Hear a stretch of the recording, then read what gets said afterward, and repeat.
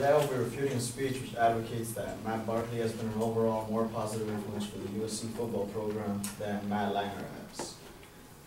The speechwriter's claims included the fact that Matt Barkley has had more accomplishments that directly impact the team, that Matt Barkley delivered critical leadership to the USC teammates, fans, and personnel during 2010 and 2011 when a new head coaching system was brought in, and that statistically Matt Barkley does or will supersede Matt Langer's records.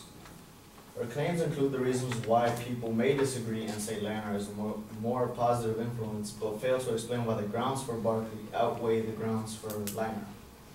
For example, in her first claim, Matt Barkley has had more accomplishments that directly affect the team. She mentions a few of the awards that Langer has received. This weakens her argument. Langer's awards have had a more positive influence on the team. Langer's awards build the team's reputation, while Barkley's, being the first ever freshman starting QB in USC football history and being the first ever sophomore to be captain, only benefits him and his reputation. After all, having award winners adds more to the reputation of a team, since not every team can have players that won the Heisman, while in contrast, any team can have a freshman starter or a sophomore as captain. The speechwriter's second claim reads, taking into account USC's 2010 and 2011 seasons imposed with sanctions and a new head coaching system, Matt Barkley has delivered critical leadership to USC teammates, personnel, and fans. It's a fact, nothing more. Matt Barkley's leadership, however, has never led USC to any bowl championships. Why is that? Matt Barkley has never had the chance to, just as Matt Langer never had the chance to lead his team when a new coaching staff was introduced. Furthermore, the ability to adapt to a certain situation is not only a part of football, it's a part of life. Many will agree that one should not be praised for doing what is expected of them.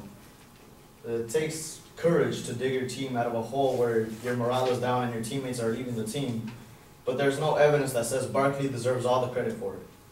In conclusion, the claim is irrelevant and does nothing to help the argument. The third claim reads, statistically, Matt Barkley does supersede or will supersede most of Matt Leinart's records. Firstly, saying he will supersede most of Matt Leinart's records is ambiguous. It is stated as a fact, it's a prediction. For all we know, God forbid, Matt Barkley will get hurt and no longer be able to supersede any records. Secondly, the statistics are hard to compare when one player has played for 3 seasons and the other has played for 4. Obviously, playing an extra season, you get a few extra yards, a few extra touchdowns, and you break records. With that said, the comparison would be a handicapped one.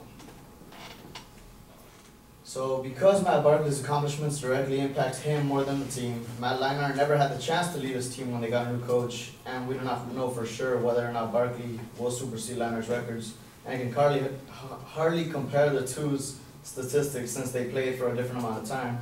With the claims and evidence presented, we cannot conclude that Matt Barkley has been a more positive influence as quarterback for the USC football program than Matt Langer.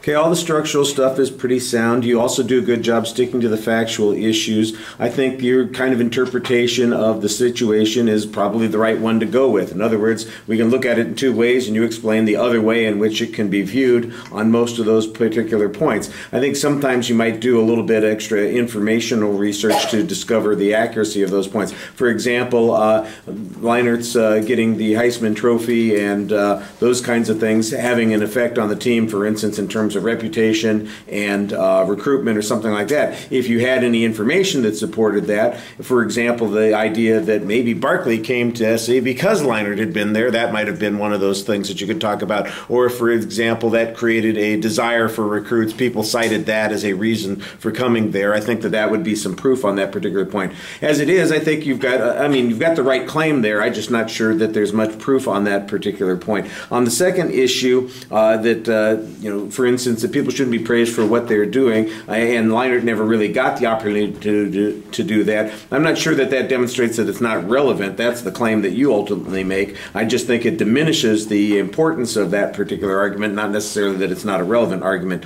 And not to put too fine a point on it, he did lead them to the Emerald Bowl championship in his freshman year, so, you know, not big bragging rights, but better than a poke in the eye.